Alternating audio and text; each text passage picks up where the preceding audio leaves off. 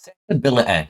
That's going to be today's theme, the accessibility of Call of Dragons, because we're going to go over basically what I believe is the current state of Call of Dragons, the good, the bad, and there's a common theme, which is the accessibility of this game. So let's dive in to the current state of Call of Dragons.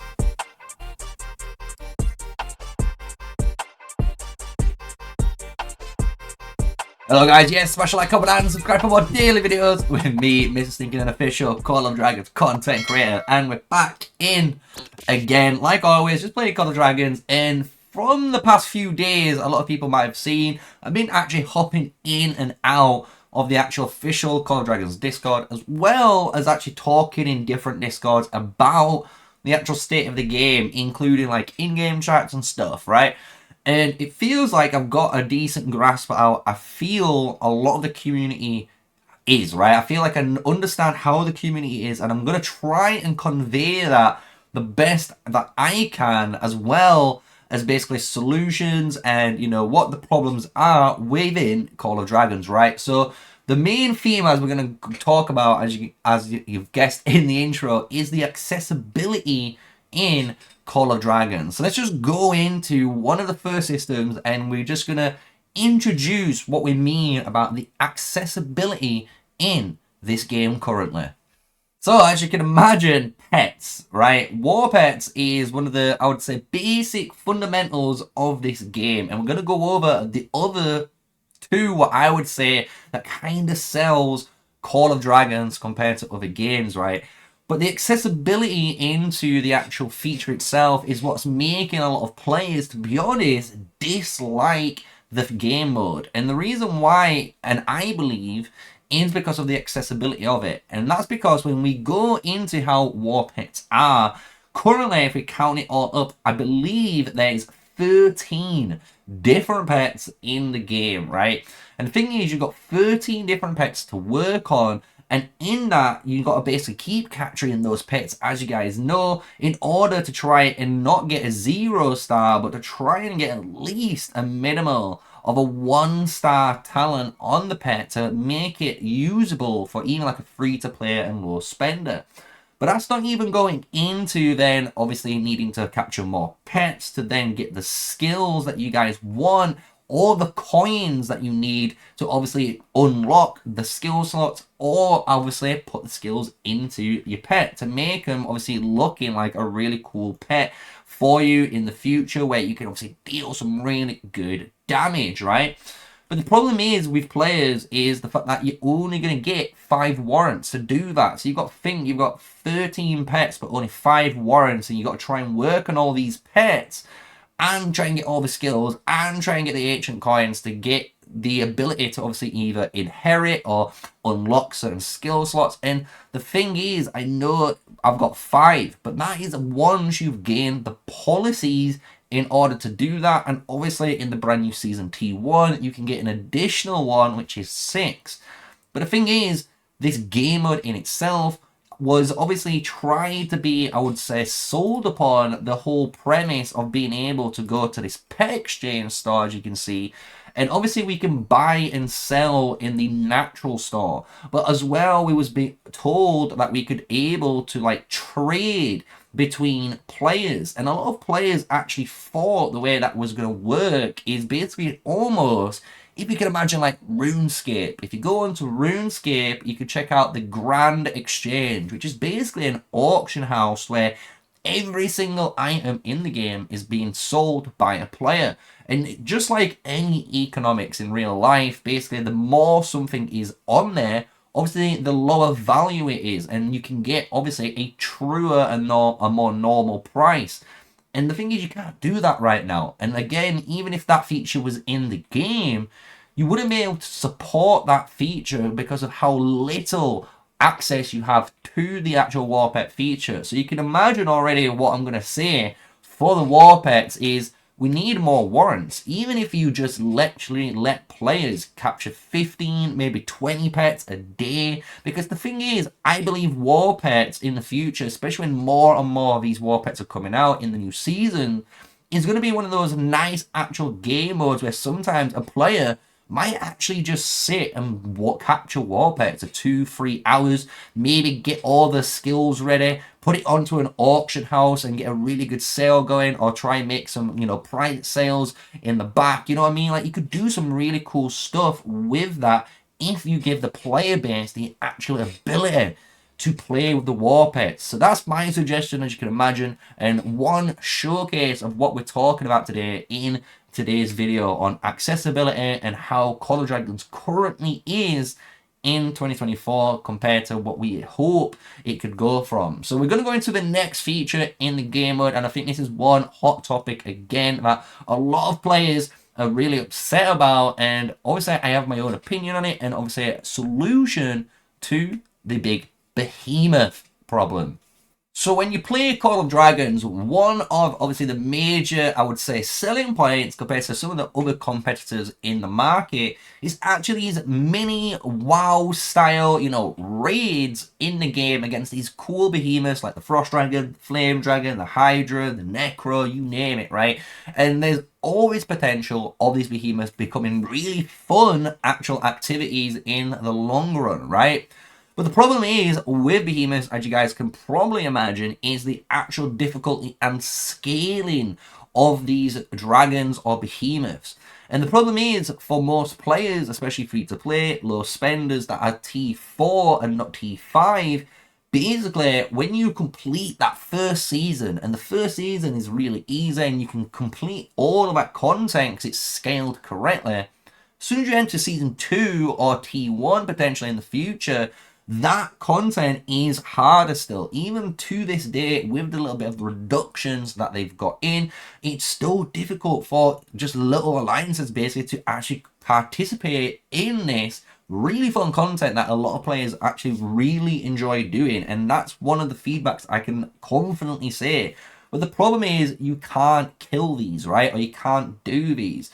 So what I suggested personally, maybe if the devs are watching, is why not just scale the whole behemoth raid to be able to be killed via tier 4. And what I mean by that is you can make the health of this, or the stats of defense, HP, whatever you want to call it, make it doable. So in the 80-man raid, if it's 80 tier 4 units, maybe if they've got, you know, say just average style tech, and what I mean by average style tech is they've got maybe some of these techs to at least maybe like 5 out of 10, just for argument's sake, and they've got the tier 4s unlocked, right?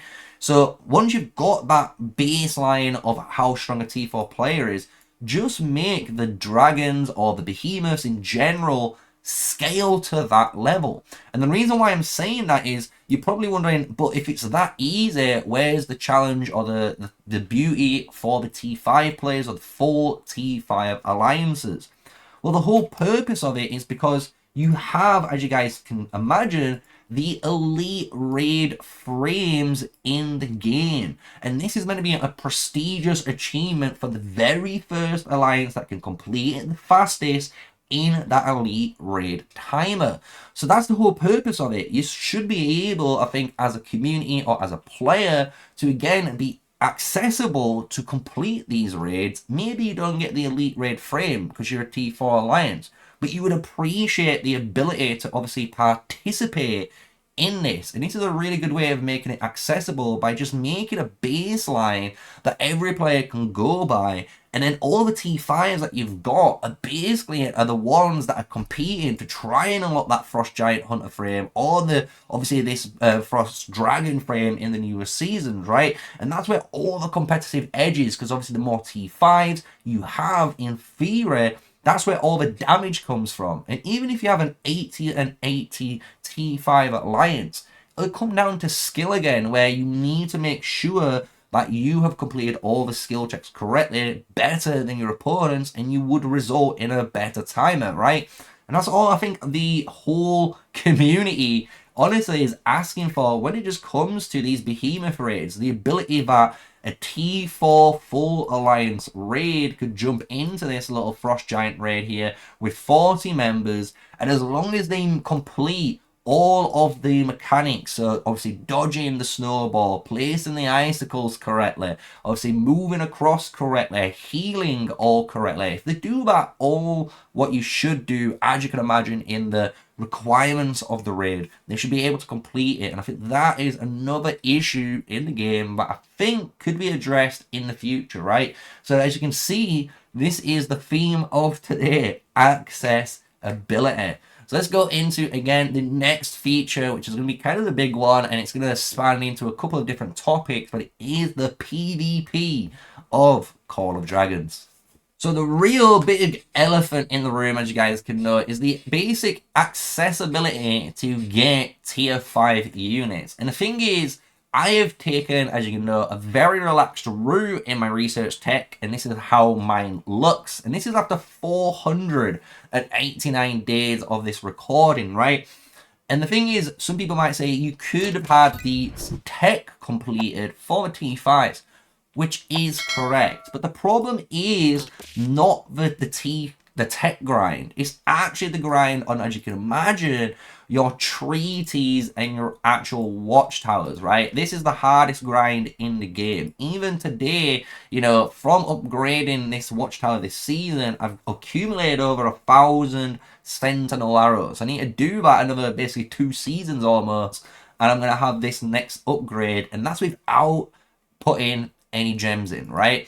And that is, I think, one of the biggest issues in the game. And technically, if you compare it to its older, you know, big brother Rise of Kingdoms, and we can give a big shout out to, honestly, what I want to call the champion of free-to-play, which was 12-inch PvP, the one and only. Like, he showcased how fast, if you do things correctly by farming on the right days, obviously using your speed ups on the correct event times, and just going and tunnel visioning down correctly, and, you know, using your time on your account efficiently, you can get T5 under a year. But in this game, you can see I'm way over a year, and it still doesn't allow me to get there, which is a very brutal block in the game. Because I think as soon as you can get to that T5 stage, as you can imagine, it's going to unlock the ability for most players to feel like, okay, we're playing Call of Dragons now like everyone else. Maybe my heroes aren't as strong, maybe my artifacts aren't as good, but at least I've got that T5 hurdle, and I've got the troops that maybe over time I'm going to have, you know, a 200k march and actually fight against the other players, right? And I think even when you look at it for like a spender, like even spenders nowadays, from what I've heard, aren't really wanting to invest into the game, because the problems they've got is they don't feel like that investment is actually worth it. Because right now, if you think about it, like we've talked about, the war pet system isn't that great for them that they want to go into. Even when we talk about the behemoth rewards for like a spender isn't that great. And even when we look at behemoth rewards for a free-to-play player, or even someone like an infantryman, you don't get the rewards that is like fair to you, right? It's always based on the top 3 damage, which always promotes, obviously, the spenders doing the most damage, right?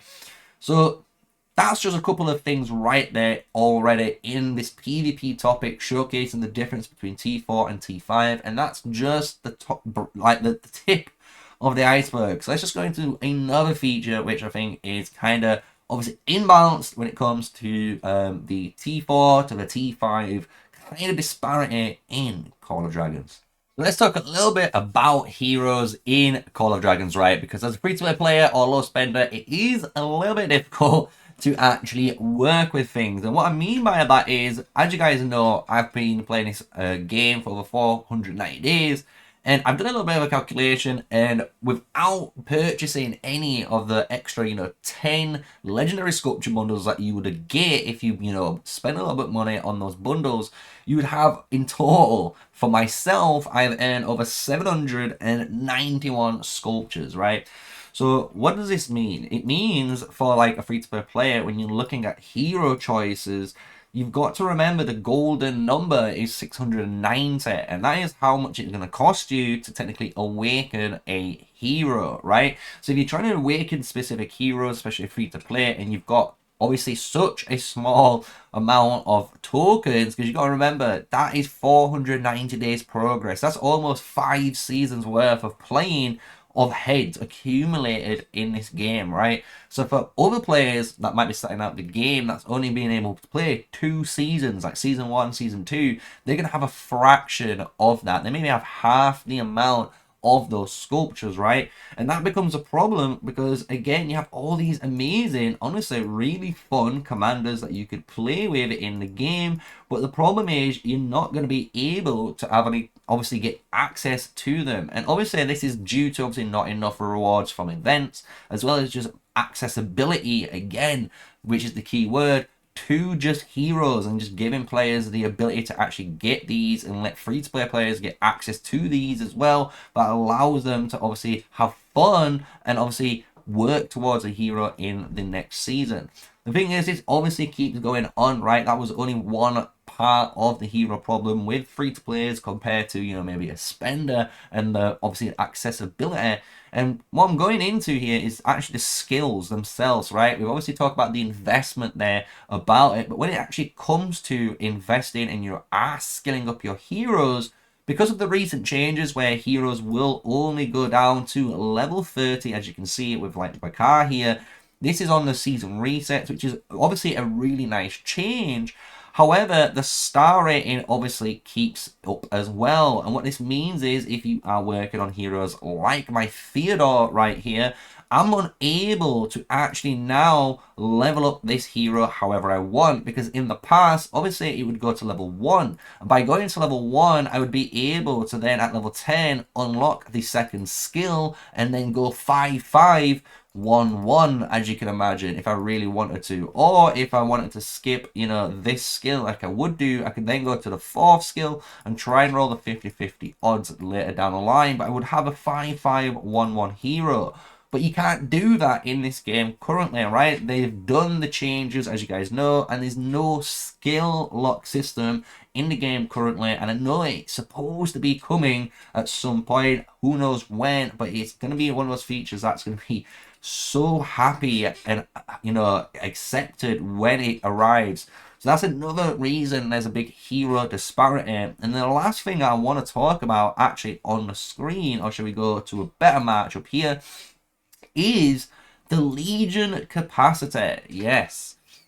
The Legion capacity is actually one of the harder things for players. Again, the jump from 200k going all up to 300,000 plus troops, depending on what you're running. Like if you're running a Madeline, she can actually get you over that 300,000 cap quite easily. Even someone like Indis as well, she can happily get you almost over it. So you can see there's some Legion cap increases, and obviously this might not be a big problem for certain players that obviously spend money and you're able to obviously trade a bunch of troops, but for the average free-to-play player this becomes a big problem, because this is where a lot of the earlier things that we were talking about when it comes to war pet capturing, killing behemoths, and just any of the just general content in the game, you're not able to engage with it because you're not able to have enough troops to have that 300k march plus have overflow to heal it and keep it in battle for a few times, right? Normally what happens is you send that 300k march out and it's instantly wiped, it's instantly in your hospital, and guess what? You only have like 100k left, and that's not a full march anymore, right? So it's kind of insane how much the Legion capacity on heroes has increased as well, which isn't the greatest feature obviously for free-to-play players, like I said, and other just normal low spenders that are trying to gain accessibility into the features, right? Because again, we've gone over some of the other ones and we're going to go into some more in a moment, right? But I just want to emphasize that, right? This has been so far the keyword accessibility and that engagement to get players in and evolved into Call of Dragons. So let's go on to the next topic. And here we are, the brand new policies. So one thing Call of Dragons really sold itself on, and people really enjoyed it, was the free elixir healing in the game, right? And this was one thing I think a lot of players enjoyed, and I think even the game really did pride itself on it. However, now in the season T1, as of this recording, this is the 2nd of February, so this could have changed, obviously, since you might have watched this. This could have been, you know, maybe you're watching it a month from now, who knows, 6 months, who knows, right? But when this was recorded, the current state of the policies wasn't good, and it reflected that because of the way free healing is represented. And what I mean by that is, you already have, like, in the early game here, a load of stuff to do with the PvE content, but we have Wellspring Vigor, which was a stamina limit bonus. This would allow, as you can imagine, everyone to fight more, but the T5 players would love this because it means their bigger heroes and their T5 units get way more value and uptime on the battlefield. And this was accessible so early on. You can imagine if you're a T4 player versus a T5 player, it doesn't feel good that all of your stamina bonus here is getting drained so easily compared to those guys, right? And even when it is, and maybe your stamina is getting drained and you were trying to get that free healing off, the only free healing in this tree at the moment is the medical production here with the down going against, obviously, medic recruitment, which is the resource side, but then going into the apothecary upgrade. And this is your only real chance of getting some good elixir production, because all the way through, going all the way to the end, until you get to this final stage, is when you can get some additional elixir capacity limit. However, when you compare that now to the resource healing, it is astonishing how much they are pushing resource healing compared to free healing. And what I mean by that is, again, you can increase your daily resource healing capacity limit by way more compared to the elixir production. By doing this, you're also getting a straight away resource healing cost reduction, and that's amazing. Straight away, this is going in hand with this. However, there's no option for the free to play or the free elixir choice.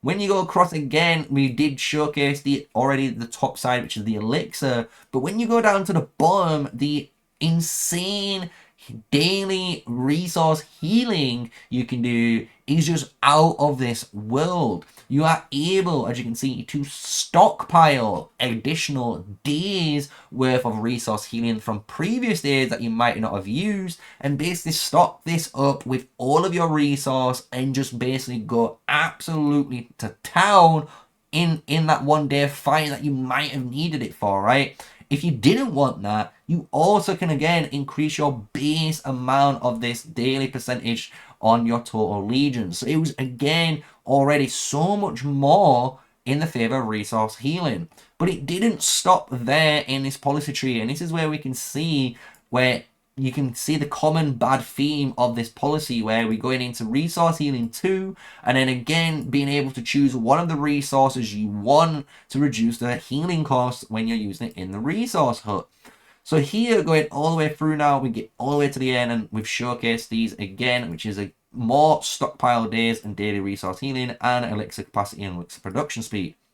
But as you can imagine, the common theme there is there's so much more resource healing for a T4 player that, or free-to-play player, or low spenders in general. The accessibility in order to easily try and, you know, fund your army in resource healing and try and grow is just too much, guys. It's just too much. No normal free-to-play player is able to farm enough resources to maybe spend 100, 200 million resources at war, and then still have 100 and 200 million resources on top ready for doing all of their upgrades that they need for their city in the next season. It just doesn't work like that in the current state of the game.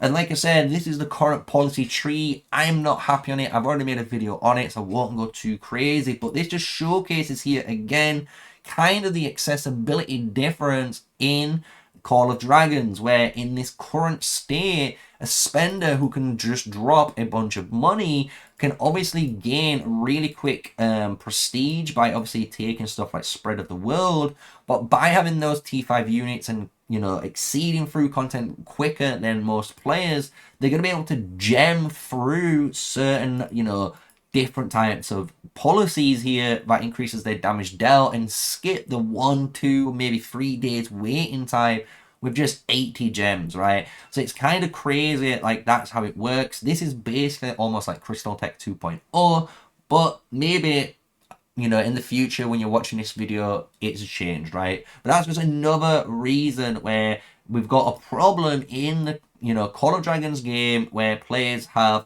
a friction between themselves because, again, it's just lesser and lesser accessible to the normal player, the free-to-play player, all the low spenders that just kind of play this game for maybe a few hours, maybe 2 to 4, maybe 6 hours on top after work, maybe after school, after whatever they're doing compared to the hardcore gamers, right? And then on top of this, we've got even more to talk about, which is going to be the final point to round up today's video on accessibility in Call of Dragons, right? But I hope you guys have enjoyed it. I hope I've voiced so far the different reasons, the different areas, you know, the ways how people feel and how you can potentially fix this in, obviously, Call of Dragons, right? So let's go to the final point and wrap up today's video before it goes too crazy and too long. And to finish it up, it's not the map entirely, but what I wanted to talk about is just the game, right? So as you've seen, the common theme is accessibility, right? The war pets, you can't really do much there. We need more warrants so we can have access to that game mode and experience the fun side of it. Behemoths, as you can see, we can't access it if you're a T4 player. By the next season, if you don't have literally enough D5, there's no point even attempting any of these, which is kind of crazy. Then you go again into the PvP and the disparity and how hard it is for players to grow their accounts or even just gain heroes or gain artifacts for that competitive edge in the game, right? And the other thing, which is going to round it all up together, is basically the accessibility, I would just say, of the game's content. And what I mean by that is, there's not really, I would say, an incentive in the game to grind. And I think that's what a lot of people have actually asked for, which is kind of a bit weird. I know you might think that, but people actually enjoy grinding in games. If they're able to grind in a game and basically spend maybe 12 hours to, you know, fulfill that same objective someone's just spent like a £5, you know, of their budget on, you know, they'll happily do that because they're happy to work towards something, knowing that at the end of the day, if they put in that time, they're gonna reach the same goal as, you know, the spender, right? And one of the things that people have mentioned, and I've mentioned myself, is the achievement system, right? I think the achievement system, when it does hopefully get introduced to the game, is going to be used in a way to allow players to grind actual content, and they will open more content for you to actually grind in. And that means events as well as obviously just normal day-to-day stuff like Darklings and like War Pets, because you can imagine if you could play Call of Dragons right now, and maybe it is a 20-25 war pet capture limit. That means in a day you could try and capture maybe like 25 broom bears specifically. And maybe there's an achievement at, you know, capturing 100 unique, you know, broom bears. And then another one at 250. And then another one at 500. And another one at 1,000. But by doing that, you might get a frame or an avatar or a special broom bear or ancient coins for completing those objectives, right? And you could do the same with PvP models, you know, reward players for PvPing, healing. You could do the same again for the storyline. You could do it for heroes. You could do it for so many different aspects of the game, right? And this goes into, with, as you can imagine, with the accessibility of letting people grind content. I kind of want to say that is the same with some of these events. What I would actually love to see, and it's in the store, and that's why I kind of wanted to bring this up to finalize the whole thing, is when you look at events kind of like this Riches of the Forest, or should I say like the Forge of Light event. I would love to see in the future this style event to be a little bit different, where you can earn, as you can see, maybe these 4 different artifacts by hitting the go button. But here, as you can see, it costs us 6,000 gems to do it. Obviously, the first one is 50% off, so you can get that 300 discount. But what I would like to see, like the Forge of Light, and that's kind of why I wanted to mention it more for the Forge of Light event, I would like to see, instead of just being able to buy the keys, maybe set some objectives up. Maybe set some, quests up for players. So if they have the activity and they have the drive and they're willing to grind, maybe, 1,000 Darklings and stuff like that in that 3-day window, they're going to gain 2 additional keys and then another 2 additional keys and another 2 additional keys. Do you get what I'm saying? Like, reward players for grinding, and then for those players that obviously can't, grind enough, you can spend money and drop a little bit more money and invest into the game. Because at the end of the day, I think everyone, including myself, that's passionate about Call of Dragons wants this game to succeed. It's a fantastic game. It's very fun. It gives you very nostalgic WoW feelings when you go to Behemoth raids. It's really fun when you're watching the amazing PvP run down. But the problem is, it's always hard to access all of these amazing systems for a large majority of players. And I think if you allowed players to just play the game and enjoy the game and just actually get the basic fundamentals, the basic building blocks, if you just let players use those, you will realize more players were willing to invest money and support the game because they feel like, well, if I can, spend $40 a month supporting my favorite game company, and by doing that, I'm grinding my ass off, but I'm basically able to keep up with a medium spender. I think people would enjoy that. And I think that is the whole goal. And I think the aim for Call of Dragons. So I hope you guys have enjoyed this video. I know it's a little bit different compared to everything I've done. It's a lot more opinionated, but at the same time, like I said, I've been speaking to you guys around the Call of Dragons Discords and stuff. We've been in-game in chat, and hopefully I've voiced my, different opinions on some of the different, mechanics in the game, like the Behemoths, like the War Pets, like the PvP, and these events we've just covered, and just showcase like how restrictive it is. And if you just gave accessibility to the community to embrace the game, I think you'd go a lot further, and I think a lot more people would be willing to play and just enjoy Call of Dragons and be part of this amazing community. Because it is honestly an amazing community when you're part of it and you enjoy the game.